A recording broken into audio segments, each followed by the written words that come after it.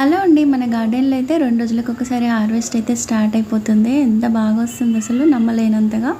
ఇంకా పూలకైతే అసలు కొదవలేదు. మీకు ముందు వీడియోలో చెప్పినట్టుగానే అన్ని మొక్కలకి ఒకటే ప్రాసెస్. మనం ప్రూనింగ్ చేస్తూ ఉండాలి మొక్కల్ని ఎప్పుడైనా సరే.